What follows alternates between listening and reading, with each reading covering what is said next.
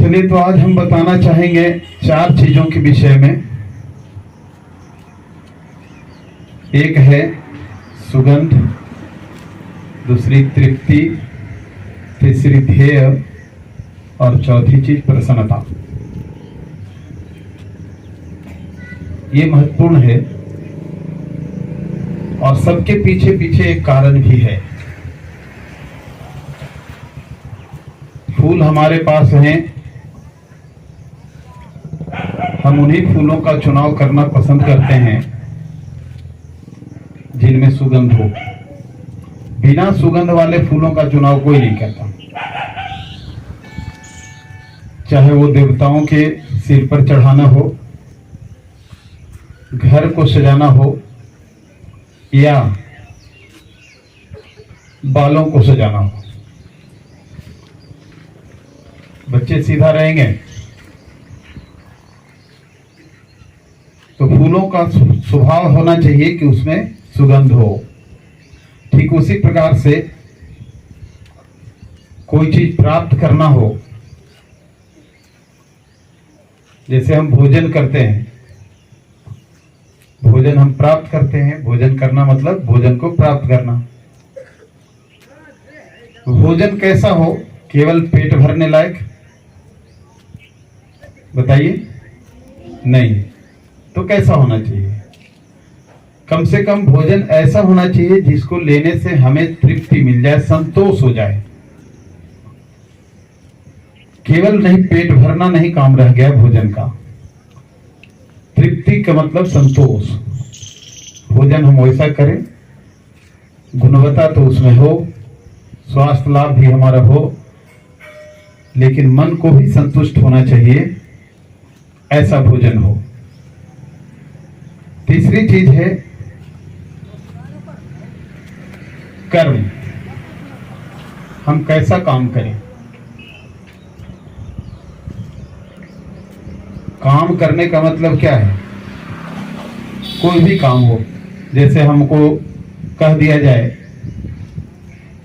पानी के किनारे बैठ करके उसमें ढेला फेंकते रहो, ये भी एक काम है। कहानियों में तुमने सुना है कि एक राक्षस को कह दिया गया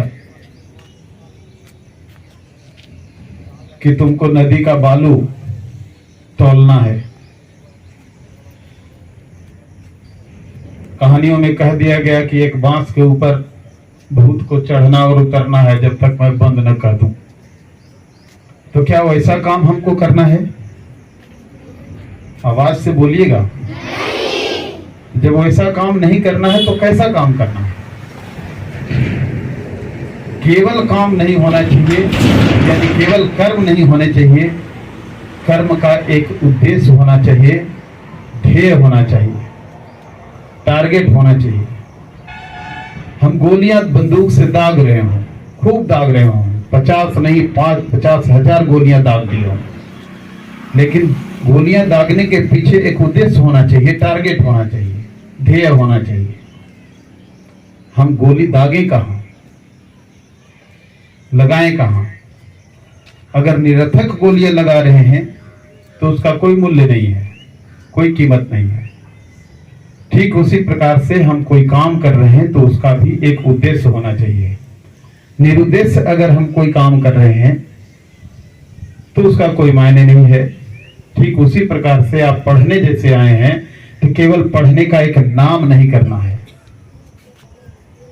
पढ़ने के पीछे आपका उद्देश्य होना चाहिए, टारगेट होना चाहिए, निशाना होना चाहिए। कहां हम पढ़ें, क्या पढ़ें, क्यों पढ़ें? पढ़ने के पीछे आजकल जो सबसे महत्वपूर्ण कारण है,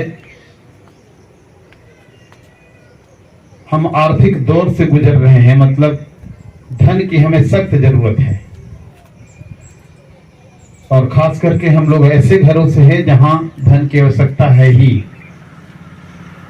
तो पहला उद्देश्य अभी जो बन गया है कि हमारा पढ़ने के पीछे जो कारण है वो धन संग्रह है।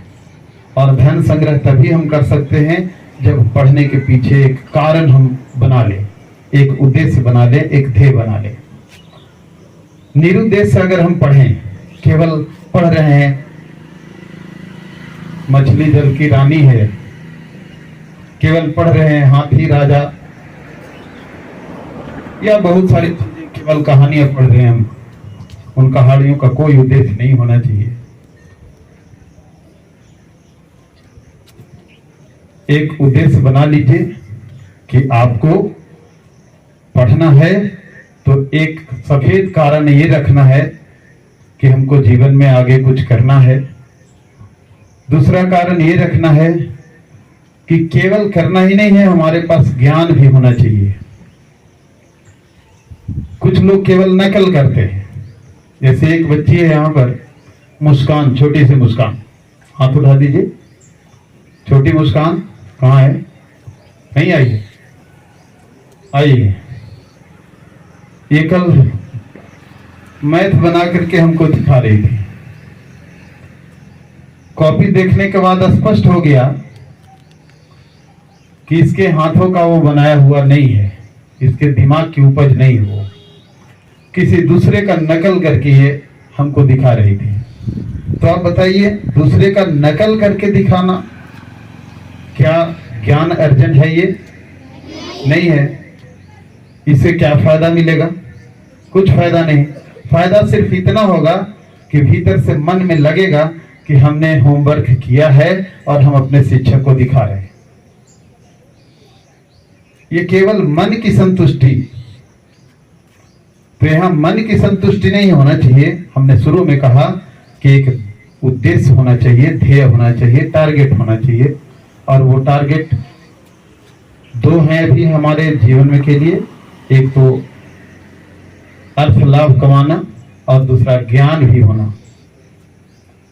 तो दोनों चीजों से वो वंचित रह जाएगी अगर इस तरह की आदत उनके पास होगी। और तीसरी चीज जो इन सबों का मालिक है, फूलों में सुगंध हो न हो, जो प्राप्त करना चाहते हैं उसमें तृप्ति हो न हो, और जो कर्म कर रहे हैं उसमें आपका उद्देश्य चाहिए तो होना, लेकिन अगर न भी हो, लेकिन मन प्रसन्न है, जीवन में आपकी प्रसन्नता है, आप खुश हैं, तो जो ही खुश है ये सारी चीजें आपके कदमों के नीचे आ जाएंगी। इसलिए छोटे बच्चे तो कुछ नहीं समझ रहे होंगे, इनको लग रहा होगा कि केवल सर बोल रहे हैं, कान में आवाज जा रहा है, लेकिन जो बड़े बच्चे हैं वो उसको समझ सकते हैं। तो आपको प्रसन्न रहना भी जरूरी है, कर्म करे तो उद्देश्य होना जरूरी है, कुछ पाए तो उसके लिए गुणवत्ता उसमें होना चाहिए, यानी तृप्ति होनी चाहिए। और फूलों का चुनाव करना है तो सुगंध वाले फूलों का चुनाव करें।